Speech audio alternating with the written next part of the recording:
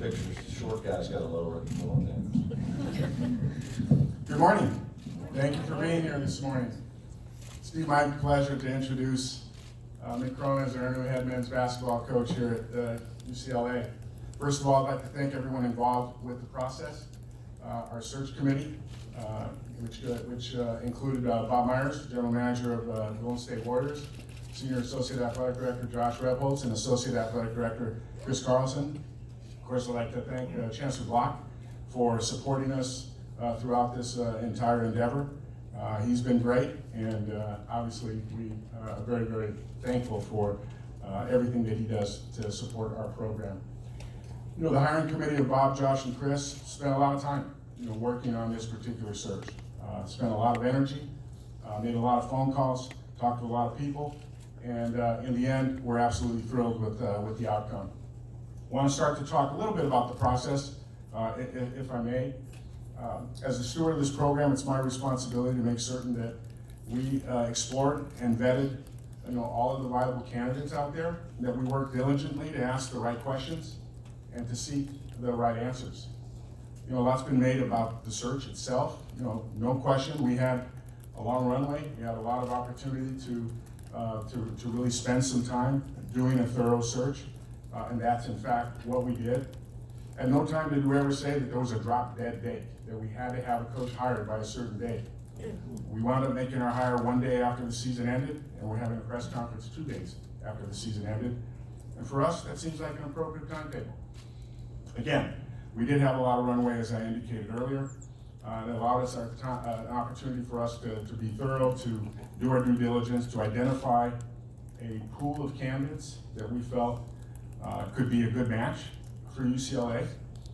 We ultimately narrowed down that initial group of candidates to a group of individuals that we were more serious about, if you will. Most of the time we spoke to the representatives, since we did have a long time, because coaches were in the middle of their season, and that we felt confident that we could continue effective dialogue with those individuals until such time as we needed to move forward to consummate a deal. I can say once again, beyond a shadow of a doubt, we explored all opportunities, all avenues, and we engaged with several strong candidates. There were obviously a number of reports out there, especially the last couple of weeks, which was quite interesting for us because for 2.5 months there was radio silence on the search. But it started to heat up the last couple of weeks, if you will. And again, that was interesting for us. But as you know, in all actuality, there was only a very small number of people that really knew what was going on. Despite all the speculation, despite all the conversation and innuendo and those kinds of things, in the end, it was just a really tight group of people that knew exactly what was happening.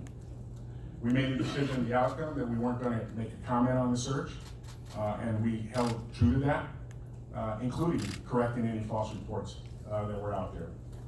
So again, never really lost focus on that which we were out to do, nor did we ever feel that we were under the gun. We stayed focused on executing our plan and conducting the most thorough search possible, and in the end, we're thrilled with the outcome with Mick here today.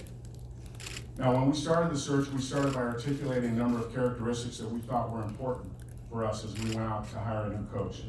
Qualities that went beyond just winning basketball games. And of course, that was one of the major qualities, as you can imagine. But among those other things was a coach who really, really, truly cares about his players and can get the best out of them, both on the court and off the court. We wanted a coach who could build programs, and build programs to the level that we all see. We wanted an individual who had a keen understanding of what UCLA was all about, who had an appreciation for UCLA, and certainly for the teachings of Coach Wooden. And then, of course, we wanted to hire a basketball coach who really wanted to be here, and that was really important. Really wanted to be here, to be a Bruin, to exhibit the pride of a Bruin, who had embraced Los Angeles and embraced this university. That was important to us. From the moment we met Mick, he conveyed a strong desire to be here, strong desire to be here. And the one compelling thing, among many others, that stood out is that he wants to be here to win national championships, something that we all desire. Again, he was on our radar from the very beginning. from the very outset, when we established that initial pool, we kept a close watch on him throughout the entire season. And we played a lot of good Division I programs over the course of the year and in the past few years, all with varying degrees of talent. And I can assure you with the highest degree of confidence that no team was more consistently prepared or as well prepared, played with more discipline, played with more passion and toughness than the teams that we played that Mick was coaching. Mick was the 2018 Sporting News National Coach of the Year. He's one of the 6 coaches who've led their team to the NCAA tournament in the last 8 years. The other 5, Krzyzewski, Izzo, Self, Calipari, and Roy Williams. That's rarefied air. That's good company. And now he's our coach. Now I can tell you that for all Bruin fans, we want you to rally behind this coach. When you go to Pauley Pavilion and it's full, and we have the energy and excitement that helps us win basketball games, it'll fuel the fire even more. And if you know a little bit about Mick, this is a guy that doesn't need, this is a guy that doesn't need to be told to get amped, to get excited. He's a very, very passionate guy, and that was something that we really wanted to see in our coach. So beyond checking those boxes and beyond his record, what was really compelling for us is that he just blew us away with his clarity of vision for what UCLA is and what it can be. He's the right guy to lead our program, where we want to go, and that's, of course, to win national championships. We believe the future of UCLA men's basketball is in great hands, and ladies and gentlemen, here's our coach, Mick Cronin.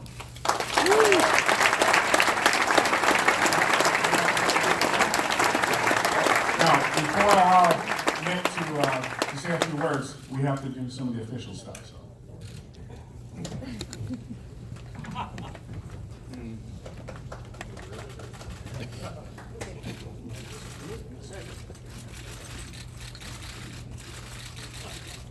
Gentlemen, seat over this way also. 4 letters are more important in my head. Over here, please. Over here.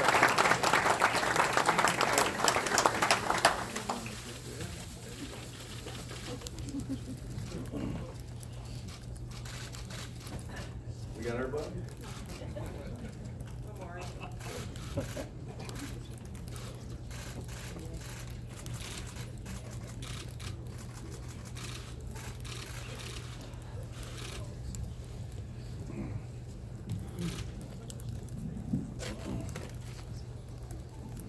Thanks for coming. First of all, I want to thank the committee, obviously Dan, Josh Rebholz, Chris Carlson, the guys I had a chance to meet with, Bob Myers, who I got a chance to speak with on the telephone. Thanks for being here. I know you're a little bit busy. Obviously Chancellor Block is what a world-class person. Having the chance to speak with him, I believe I lost track of what day it is, guys. I think it was Monday. To be named the head basketball coach not only at John Wooden's program and UCLA, but to be named the head basketball coach at the world's foremost #1 public institution is an unbelievable, incredible honor for me. So I'm overwhelmed a little bit, but trust me, I'm prepared. So what I would tell you when we spoke and we shared a vision, a guy like myself, you're running a program and you're having success, but every night when you're sitting up and you're watching the Bruins play, and you're saying to yourself, what if I ever got that opportunity? And you think about those things. And you learn this from me, I'm extremely honest. So, and I try to be very candid. That's reality for me. So, this goes way back. When it was Coach Herrick, Coach Allen, Coach Lavin, and Coach Alford. I'm sitting there as a young coach and I'm watching, and I'm saying, this went on for years. So when we met, I felt like I was really prepared because I laid in bed and watched the Bruins play many times. What if I ever could get the opportunity to coach at the elite program in America with 11 national championships. How would I handle it? What would I do? How do you have success? What would your vision be? What could you do there that you can't do at other places? Well, the answer is a lot. So as we had a chance to meet, national championships, having the best players, graduating elite student athletes, all the above is at your fingertips here. And what I tried to convey to Dan and the committee was that I understand it's a tremendous challenge, but it's also a great opportunity. And there's one that I was not going to pass up, because I came from a situation, obviously, where I was at home, we had great success, but I had a chance to be the coach at UCLA. Let's be honest. The chance to be the coach where John Wooden coached. This is not a hard decision. Not when you're Irish and you're a little bold and you're not afraid. You got to embrace it. You only live once. What an opportunity for myself, my family who's here today. I'd like to introduce some people real quick. My father, Mick Cronin. You got so much is made. There's stuff be made of my intensity, my passion, my toughness. But I assure you, it's all. I'm not even the boss in my own house. My daughter Samantha.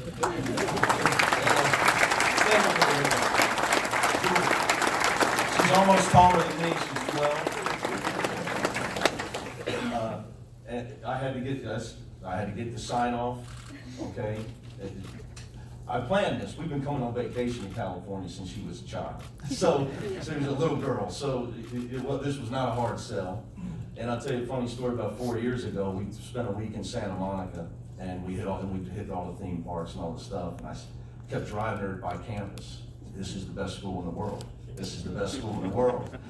You know, so that's a true story. And then finally, after about 5 days, she goes, "We don't have to ever go home, do we?"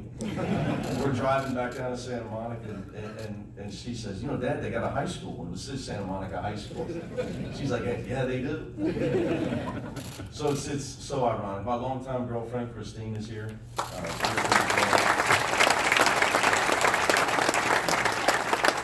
My brother Dan couldn't make it today. My sister Kelly, who was the one person in our family who could have gotten into school here. She just got named principal at the #1 elite high school in Cincinnati.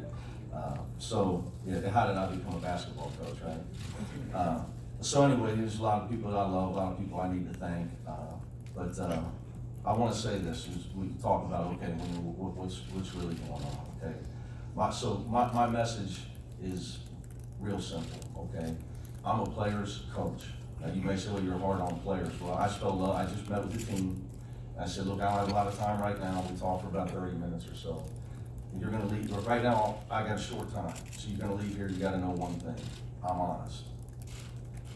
And I told them, guys, I need them. Right now, I really need you, because I just came off. Yesterday was the toughest day of my life professionally. Telling the team that you love your meeting. Never thought I'd have that meeting, to be honest with you. I never thought that day would come, that I'd ever have to have that meeting. So that was a really hard day, so I need the guys. I told them I need them right now. I need to spend a lot of time with them. But then I want them to leave the meeting knowing one thing. Hey, I don't know about this guy. He may not play me, may not let me shoot enough, but you're going to know this, okay? He's obviously honest, okay? And I spell love and discipline the same way. And I think, whether it's being a father, you got to spend time with people if you love them. And if you spend time with people, you know who they are, they know what you're about, and they know you're about helping them become better men as a basketball coach. And if you're doing that, it's easy to coach because the kids know you love them. So people say, what's important? You gotta hire the best staff in the country, okay? And that starts when we get out of here. And obviously, I'm sure you guys have questions. I've many, that's not like I don't have thoughts, ideas, and some things that are going on with that. Then I have to make sure that I develop and communicate with the players we have, because they're now my players, as we talked about in the meeting. There is no, he played, you know, he's gonna bring in his guys and all the stuff that go, they're now my guys. And like, let's say I told Chris Wilkes, you may never play a day for me, okay, but I want you to think of me as your coach, because you played at UCLA, you played at UCLA.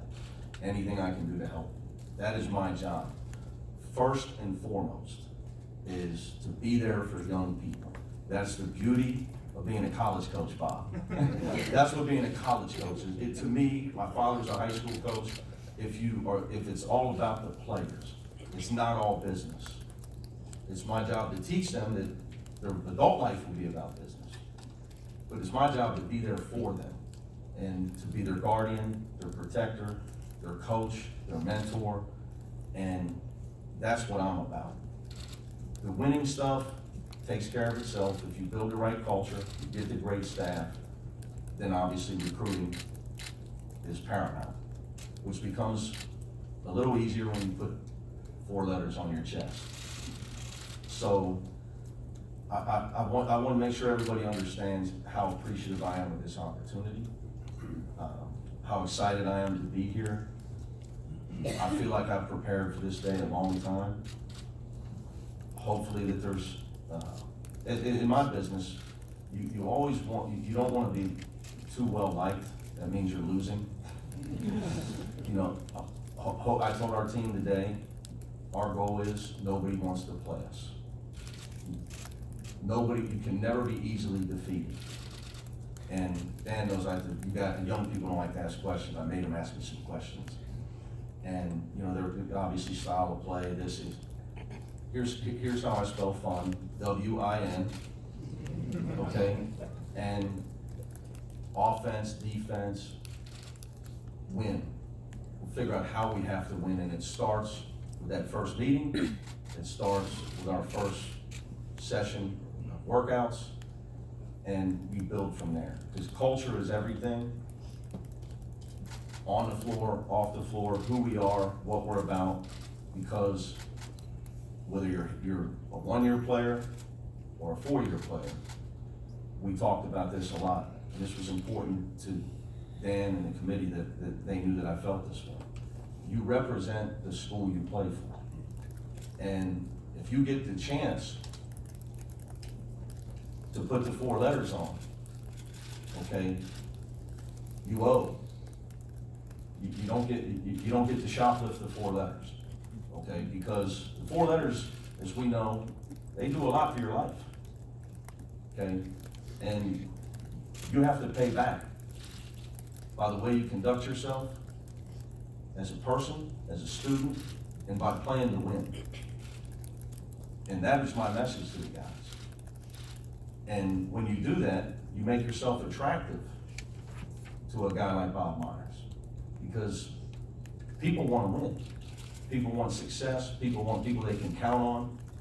And you have a chance to brand yourself for however long that you are here. So our brand will be representing the UCLA brand at the highest level. Academically, in the community, obviously, in the classroom, like I said, but on the court, win. Win. How do you win? You play together. Which brings me to my final part of the opening statement is, together is everything. As I sit here looking around and I see people that I never thought I'd get a chance to meet in my life, the power of together is magnified, obviously, if you're at UCLA, where you have 11 national championships, the greatest, most revered college coach of all time, and you walk into the Hall of Fame, and it's overwhelming how many Hall of Famers, former greats, supporters, people that have called, offered support, and the power of together here is going to be a lot stronger than the power together of a lot of places. And uniting for the cause of what's best for the school. And my job is to engage all of you, all of our former players. I can't wait to meet gentlemen like Jamal Wilkes, you know, Kareem Abdul-Jabbar, Bill Walton, like, you know, there's too many people to name. But what an opportunity for me to get to know these people, convey my message to them, ways they could help engage in our players. We can all be one to help the Bruins and get us back to where people say UCLA and they don't write articles or saying they're not elite, because UCLA is elite, has always been elite, and we need to be elite on the court. And obviously I believe that we're going to do that, and that's why I'm here, and I appreciate everybody being here today.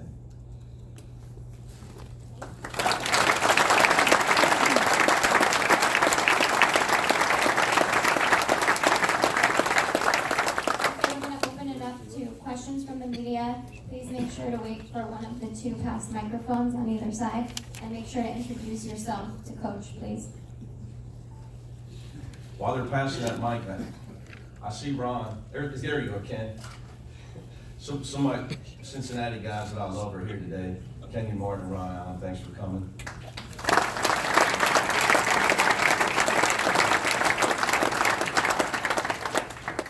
I was in traffic.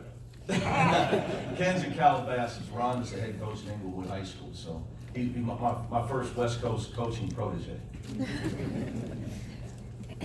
I'll take the first question. Ben Bolch of the Los Angeles Times. Hey, man.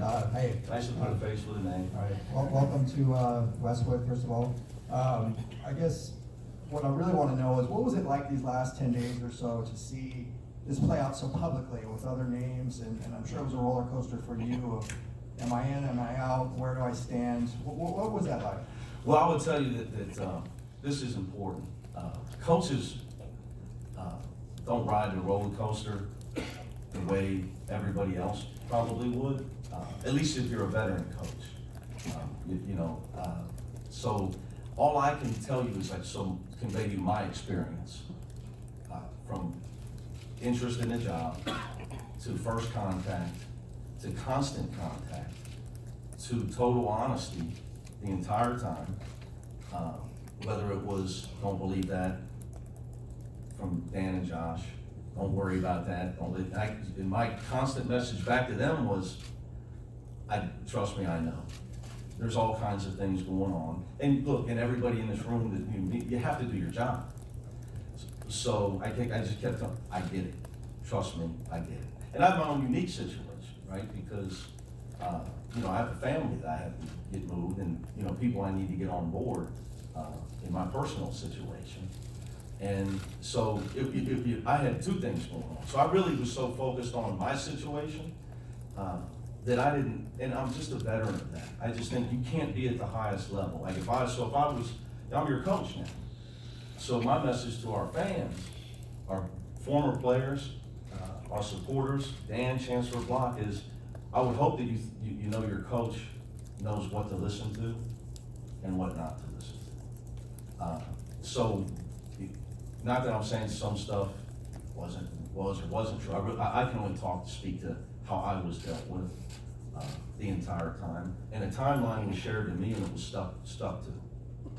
And it was trust us. And if we wanted to, we want to talk to a guy, it doesn't mean we don't want you. We have to go through a process. And my message to them was, it's UCLA. You have to go through a process. I mean, it's UCLA. And to go, and what I respected the most was, it was because they're the steward of the program. It's UCLA. So you have to go through the process, not to appease people, to appease Chancellor Block and do right by your constituents, to explore every possible option. So I was comfortable with that. It's my long answer so I did not get caught up in that. But we had constant communication, and I was dealt with nothing but honesty the entire time, and communication was great the entire time, which I greatly appreciated. One follow-up, if I Yeah. could. Do you kind of foresee this as a multi-year rebuild, or do you think NCAA tournament year one? What are your hopes and expectations for winning? Well, here's how this is a great question, so you get some insight into it. My biggest thing today was meeting with the players, and right now I have to develop my relationship with the players. Then we have to figure out who's gonna be here, okay? And like I told you guys, look, we gotta get to know each other, and you gotta believe in my vision, not only for our program, but for you individually. So, in a month from now, or whenever we can get a roster that we know is gonna be our roster, I can probably give you that, but obviously, it's UCLA. I understand the expectations, and the faster the better. You gotta remember, what I would tell you is interesting. You think fans wanna win? Try being the coach that doesn't sleep, that puts in all the work, the coaching staff and the players. We wanna win more, I promise you. I promise you. I know some fans, I get it, but you go back home and you can go back to whatever it is you do, and we don't. We don't. So, to answer your question immediately, but I can't really give you, assessment, but I can tell you this, I hope that everybody stays, and, I hope that we're all on the same page. Obviously, there's 2 recruits I need to call today as well, that I've obviously voiced that they were coming, no matter who the coach was. But you and I have plenty of time to talk. I hope the roster improves, and I would expect nothing more than you to keep upping the expectations. You don't come to UCLA and not know that that's the case. Additional questions? Coach Hanson from the Daily Brew. You talked about meeting your players, and obviously you have this sort of reputation as being a defensive coach. How do you get your players and also a fan base to buy into that defensive style? I want my players and my fan base to buy into winning. If I can convey anything to you, and I got a chance to talk with Coach Kelly. I've always been jealous of football coaches because their defensive players don't worry about offense. The linemen don't worry about how many shots they get. Football is a great sport. It's such an easy sport. You got 85 guys, and it's the only guys you got to worry about is the wide receiver wants touches, right? So so I hope you would convey. I want to be a winning coach, and you got to be able to win games in all ways. So I would tell you something that I'd share with the team, okay? Because we talked about this. You've got to prepare to be the best team on your schedule, or to beat the best team on your schedule, I'm sorry. Okay? And you got to be able, if you want to win conferences and get a high seed against it, you got to be able to win on the road. That's what separates teams. Okay? You got to be able to beat top 20 teams. You got to be able to win on the road. So how do you do that? You got to be able to score and play defense. By the way, you got to be able to rebound, and you better play together. So it's not, one thing doesn't get you home. If you watch the game Monday, what a game. The 2 great defensive teams turned into 2 great shot-making teams. I don't know if anybody missed a free throw in the last 5 minutes. So it's just, it was great for college basketball, such a high-level game as far as the way it was played. But I will say this to you, competing is the key. But competing is the way you run off a screen, and the commitment level where you set the screen. So here is one that's an interesting thing about here. Kenyon's here today, so I would always show my guys edits of Kenyon Martin rebounding, right? So here when we do our edits, I'll be able to just show all Bruins. There's so many that we get on our synergy system. So hey, here's Russell Westbrook setting a screen. He's not above that. That's part of basketball, okay? Not just playing defense. So it's the way you compete is the key to how much you're gonna have success. Because our sport is a sport of effort. It's a sport of physicality, as well as it's a sport of mental commitment as well. So you gotta compete in everything. I think the fallacy in basketball is that playing hard equates to defense. It's not the case.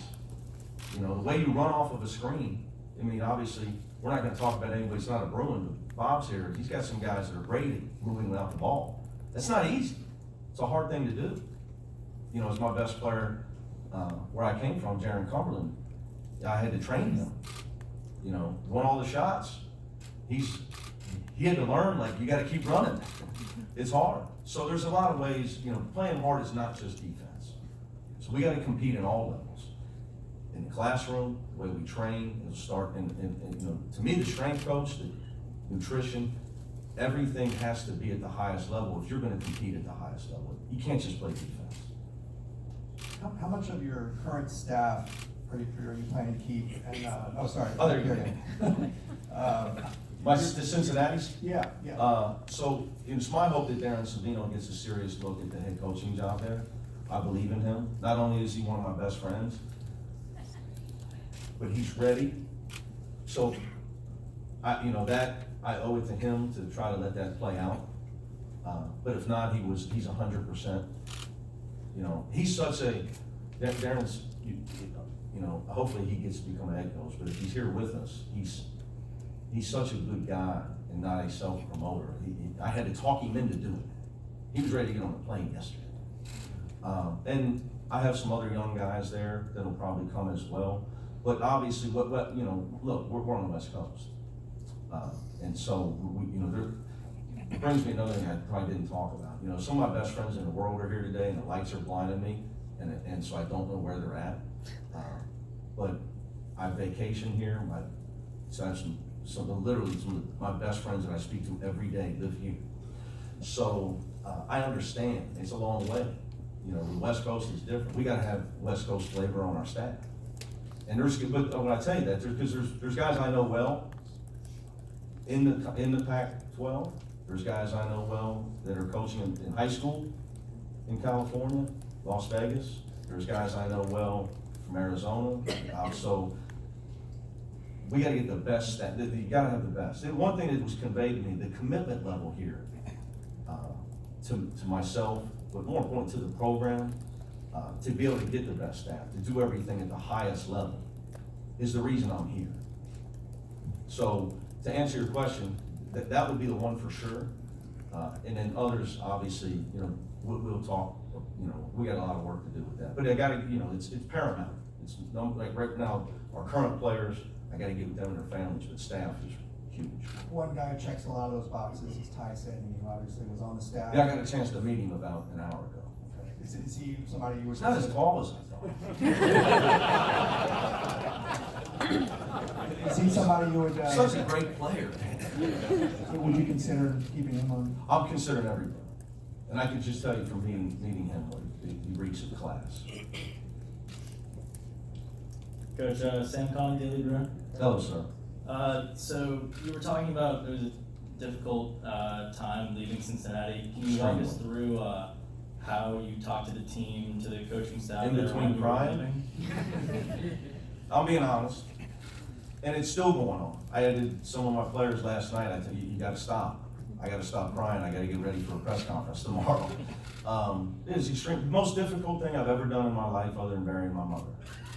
I mean, the most difficult thing in my life was yesterday.